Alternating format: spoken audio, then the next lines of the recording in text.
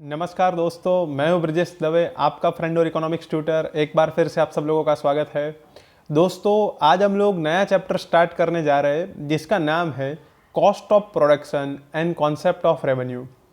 दोस्तों, जैसा कि हमें हमेशा प्रेफर करता हूँ कि कोई भी चैप्टर समझने से पहले हमें फोकस करना है इमेजिनेशन के ऊपर। तो ये जो चैप्टर है ये किसके पॉइंट ऑफ व्यू से हमें समझना है, तो प्रोडक्शन करता कौन है दोस्तों? प्रोडक्शन करता है प्रोड्यूसर, जो इंडस्ट्रियलिस्ट होता है, जिसकी खुद की फैक्ट्री होती है, जिसका खुद का बिजनेस होता है। तो प्रोड्यूसर प्रोडक्शन करता है। और प्रोडक्शन अगर हम लोग करते हैं, क्योंकि बहुत सारी जो चीज़ों की रिक्वायरमेंट होती है, जितनी भी चीज़ें हम लोग बाजार में जाकर परचेस करते हैं, अगर प्रोड्यूसर्स उनका प्रोडक्शन करके मार्केट में उसकी सप्लाई नहीं करेंगे तो हमारी ये रिक्वायरमेंट पूरी कैसे होगी?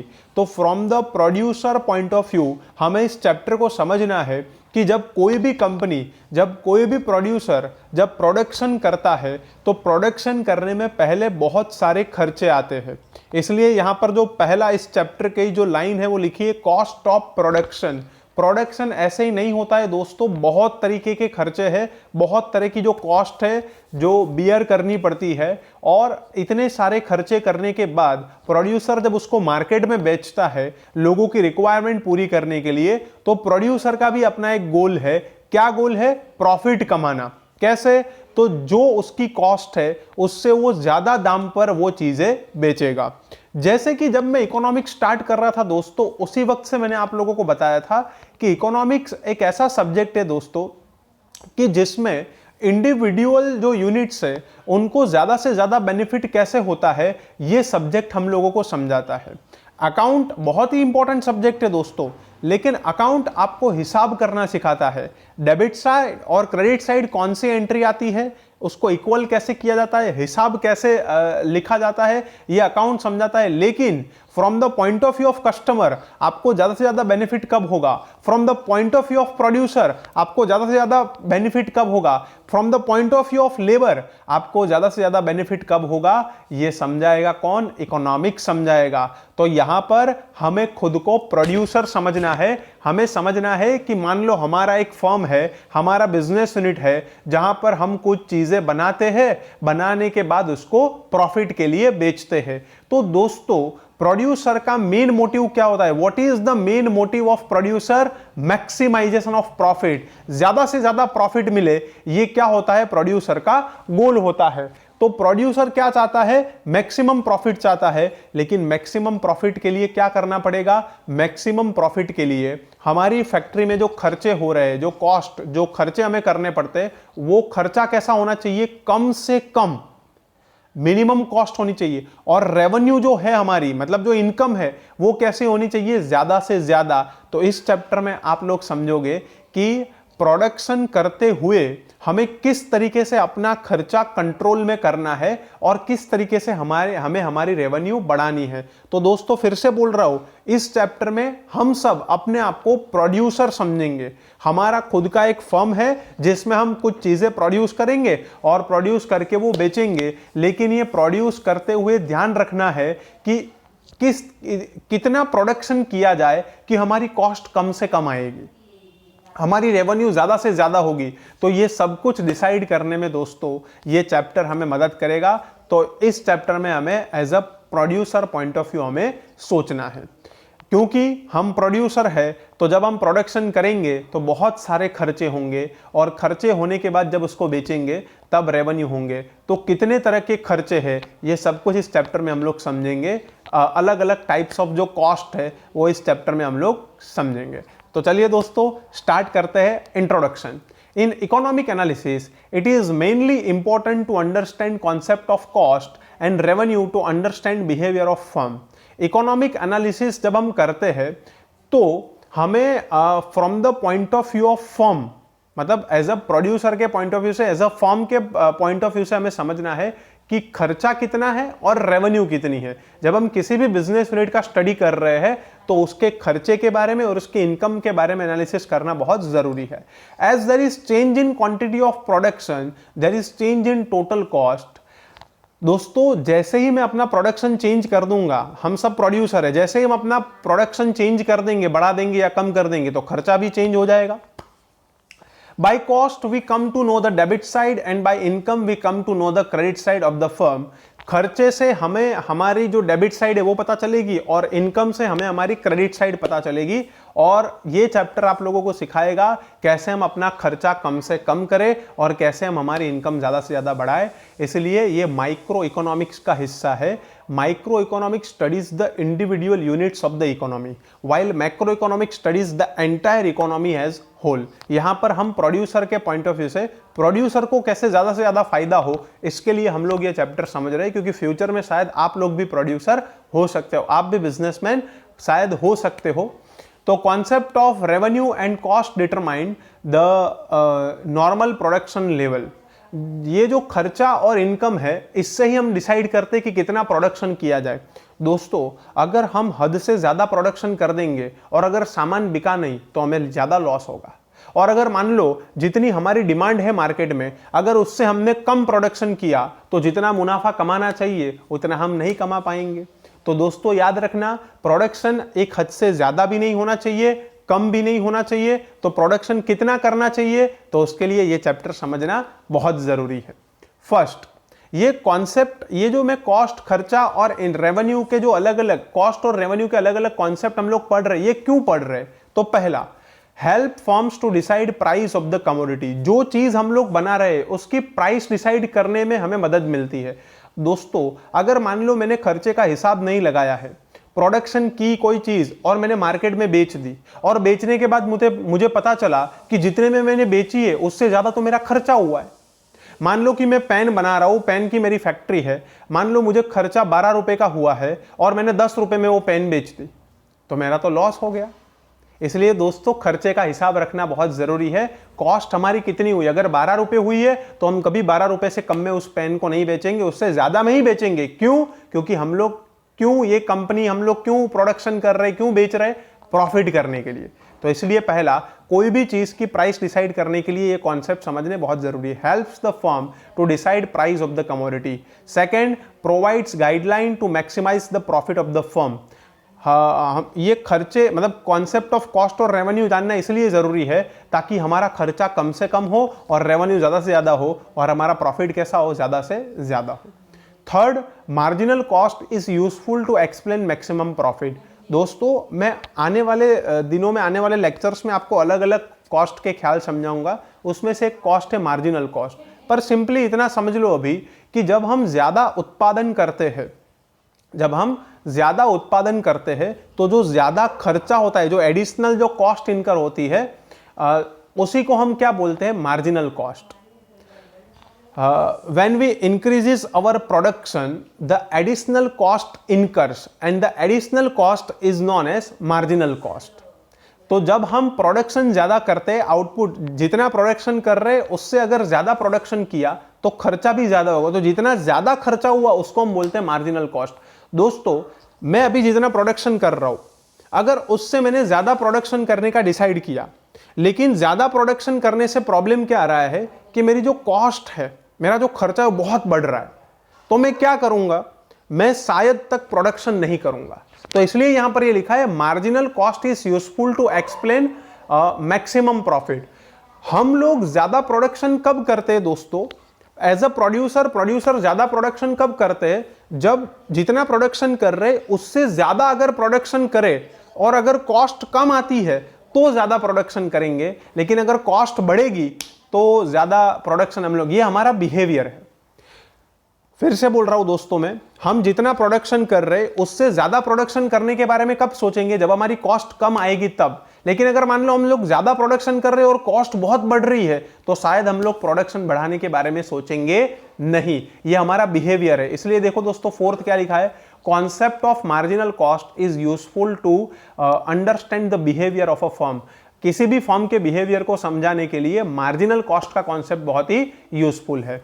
फिफ्थ ये है, concept of cost and revenue play an important role in taking decisions like what amount of factor of production are invested by firm, how much investment, how much employment is given and what amount of production and investment is done।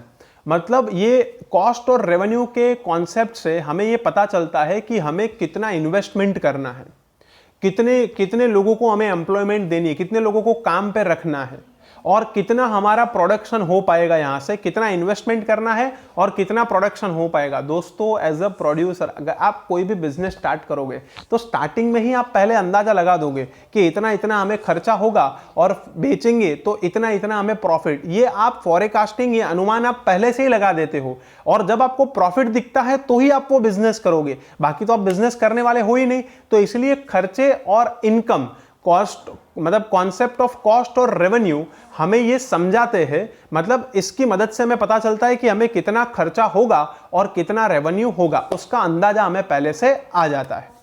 Sixth, concept of opportunity cost is important to know the alternative uses of factors of production in managerial economics. दोस्तों opportunity cost एक बहुत जबरदस्त concept है। Opportunity cost का मतलब ये होता है कि अब अपॉर्चुनिटी कॉस्ट समझना है तो पहले प्रोफेसर रॉबिन्स का जो इकोनॉमिक्स का कॉन्सेप्ट है वो समझना पड़ेगा। प्रोफेसर रॉबिन्स क्या बोलते हैं, human wants are unlimited, human wants are unlimited and the resources which satisfy the human wants are limited and have alternative uses. इंसान की जरूरतें अमर्यादित है और इस जरूरतों को पूरे करने वाले जो संसाधन है, जो रिसोर्सेज है, हमारे घर में हम सब की जरूरतें अनलिमिटेड है, चाहे आप हो चाहे मैं हो, लेकिन हमारे पापा की इनकम जो है, जो रिसोर्स है वो लिमिटेड है। और दूसरा, हमारे पापा की जो इनकम है ना, उसका एक यूज नहीं है, उसके अल्टरनेटिव यूजेस है। उस इनकम को हम चाहे उस जगह पे, अलग अलग ऑप्शंस है, वहां पर हम लोग खर्च कर सकते हैं, लेकिन हम हमारे पापा की इनकम को खर्च कहां करते हैं, जहां पर हमें मैक्सिमम सेटिस्फैक्शन मिलता है वहां पर। क्यों? क्योंकि रिसोर्स हमारे पास लिमिटेड है। मैंने एक बर्थडे वाला एग्जाम्पल भी दिया हुआ है कि अगर मान लो किसी का बर्थडे है और उसके पास 500,000 रुपए है, तो उसके पास अलग अलग ऑप्शंस होंगे कि या मैं मेरे फ्रेंड्स को पार्टी, मतलब मैं मेरे फ्रेंड्स को पार्टी दूंगा, लेकिन किस तरीके से दूंगा, या तो मैं रेस्टोरेंट में लेके जा सकूंगा, या तो मैं उनको कहीं पर घूमने, पिकनिक, छोटी सी ऐसे पिकनिक पर लेके जा सकूंगा, या तो मैं मूवी देखने के लिए। ये अलग अलग ऑप्शंस है। 500 या 1000 रुपए में सारे ऑप्शंस फुलफिल नहीं हो पाएंगे क्योंकि रिसोर्स लिमिटेड है। और रिसोर्स के यूजेस कैसे है, तो मूवीज देखने जा सकते हैं, या तो रेस्टोरेंट में जा सकते हैं, या तो छोटी सी पिकनिक पे जा सकते हैं। तो उसके जो यूजेस है वो अलग अलग है, अल्टरनेटिव। अब हम लोग कौन सा ऑप्शन सिलेक्ट करेंगे इसमें से जिसमें हमें मैक्सिमम सेटिस्फेक्शन मिलता होगा वो, पर जो हम सिलेक्ट करेंगे बाकी के ऑप्शन हमें क्या करने पड़ेंगे, सेक्रीफाइस करने पड़ेंगे। अगर 500 रुपए है किसी के पास और वो अपने फ्रेंड्स को बर्थडे में रेस्टोरेंट लेके जाने का डिसाइड करता है, तो वो जो मूवी वाला ऑप्शन है, छोटी सी पिकनिक वाला ऑप्शन है, वो उसको जाने देना पड़ेगा। और जो जाने दिया ना, वो जो सिलेक्ट किया ना, उसकी अपॉर्चुनिटी कॉस्ट है। अब यहां पर शायद आप कंफ्यूज होंगे, मैं आपको सिंपल एग्जांपल देता हूं। मान लो कि एक किसान है और उसका जो खेत है उसमें वो वीट भी कल्टीवेट कर सकता है और राइस भी कल्टीवेट कर सकता है। अगर वो वीट कल्टीवेट करता है तो उसको 2 लाख रुपए मिलने की संभावना है। वो ऐसा सोचता है कि 2 लाख रुपए में अर्न कर पाऊंगा। और अगर वो राइस कल्टीवेट करता है, देखो रिसोर्स, जमीन जो है, ये जो लैंड है वो लिमिटेड है, लेकिन उसके पास ऑप्शंस अलग अलग है। तो वीट कल्टीवेट करता है तो 2 लाख रुपए मिलने हैं, और अगर राइस कल्टीवेट करता है तो 3 लाख रुपए मिलने वाले हैं। तो दोस्तों अगर आप उसकी जगह होते या तो मैं उनकी जगह पर होता, तो हम लोग क्या करते, राइस ही कल्टीवेट करते। पर राइस कल्टीवेट करने के लिए हमने एक ऑप्शन सेक्रीफाइस कर दिया, एक ऑप्शन हमने जाने दिया। तो 3 लाख रुपए के राइस कल्टीवेट करने के लिए 2 लाख रुपए के वीट के ऑप्शन को हमने सेक्रीफाइस किया।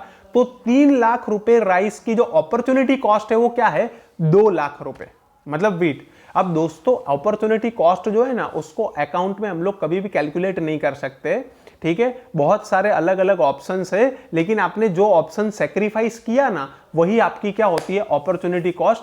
अपॉर्चुनिटी कॉस्ट का कॉन्सेप्ट इसीलिए बहुत इंपॉर्टेंट है कि हम फैक्टर का मैक्सिमम यूज कर सकते हैं, और हम उसका ऐसा यूज करेंगे ना जिससे हमें मैक्सिमम सेटिस्फेक्शन मिलेगा। अब जिसका बर्थडे है, 500 रुपए उसको किसी भी ऑप्शन में उसको यूज करना है, तो वो कौन से ऑप्शन में यूज करेगा, जिसमें से उनको मैक्सिमम सेटिस्फेक्शन मिलेगा, उसी ऑप्शन में हो। तो हमारे देश में या पूरी दुनिया में रिसोर्सेज लिमिटेड है, तो हम रिसोर्सेज कहां पर यूज करेंगे, जहां से लोगों की ज्यादा से ज्यादा जो जरूरत है वो पूरी हो, वहां पर हम उस रिसोर्सेज का इस्तेमाल करेंगे। तो अपॉर्चुनिटी कॉस्ट का मतलब क्या होता है दोस्तों, कि अलग अलग यूजेस है, आपने किसी एक मतलब आपने जो रिसोर्सेज है उसको किसी एक यूज के लिए आप उस रिसोर्सेज को क्या करोगे, वहां पर लगाओगे, पर बाकी के यूजेस आपको क्या करने पड़ेंगे, जाने देने पड़ेंगे, और जो आपने जाने दिया वो आपकी क्या हो गई, अपॉर्चुनिटी कॉस्ट। अगर मान लो मेरे पास 2-3 जॉब के ऑप्शन है, मेरे पास 2-3 जॉब के ऑप्शन है, मैं लेबर हूं, रिसोर्स हूं, ठीक है, तो मैं लिमिटेड हूं, और अल्टरनेटिव यूजेस है, मतलब 2-3 जॉब है मेरे पास, तो वो 2-3 में से मुझे जो सबसे ज्यादा सैलरी और सबसे ज्यादा सेटिस्फेक्शन मुझे जहां पर मिल रहा होगा, मैं उस जॉब को एक्सेप्ट करूंगा, और बाकी की 2 जॉब क्या कर दूंगा, मैं सेक्रीफाइस कर दूंगा। जो 2 जॉब मैंने सेक्रीफाइस की वो क्या हो गई, मेरी अपॉर्चुनिटी कॉस्ट। अपॉर्चुनिटी कॉस्ट वाला कॉन्सेप्ट इसलिए जरूरी है ताकि मैं बेस्ट जॉब सिलेक्ट कर सकूं।